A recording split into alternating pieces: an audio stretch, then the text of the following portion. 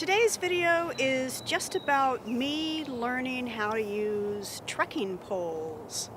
Now, why did I pick these up? Well, I had an accident inside the home. I fell and it bruised up my kneecaps pretty well, and then moved around some ribs, and some ribs were floating around.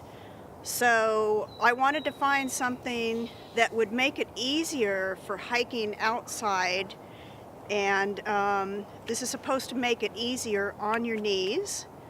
It's also supposed to work your upper body more, so like as far as using the core or your abs, like I do in Pilates. I could do somewhat Pilates-like movements and hold myself up with my core. That would let my ribs move a little more freely. So it's just kind of an experiment to see if that works for me. It also gives you a little more feeling of stability. Now, there's all different types of poles. All of them adjust in height. I have these walking tips on for cement. I haven't actually tried them without these tips on yet. So that's the tip that you would use for walking in dirt. And you could also get the covers for them so that they don't sink way down in. So there's a trick to using them. You have to learn how to use them, and I'm just getting started. One thing about them is the straps. You want to get them adjusted to the right width for your hand. Supposedly you take the strap, have the flat ends there, put your hand through, and you want it to cradle so that you're not lifting this pole up each time. You want to be able to use that strap to swing the pole so that you're not getting this kind of grip distress on your hand. They should be about with your arm level to the ground. Supposedly, if you go downhill, you lengthen them to kind of hold you up more, and going uphill, you could shorten them to go uphill a bit. So I'm just going to trot around the path here and practice using them and see how it goes.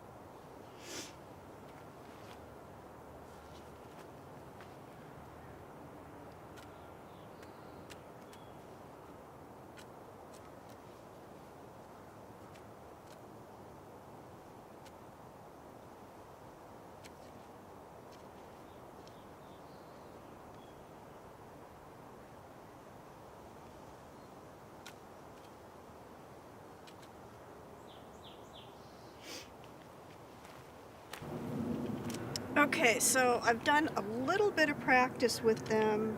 It's starting to feel a little more natural.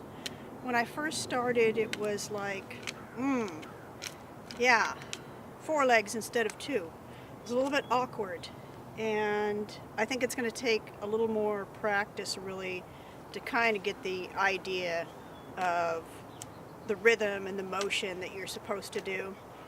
Interesting enough, I found that I liked using the top of the poles. Now, I don't think that's the most sturdy grip to use.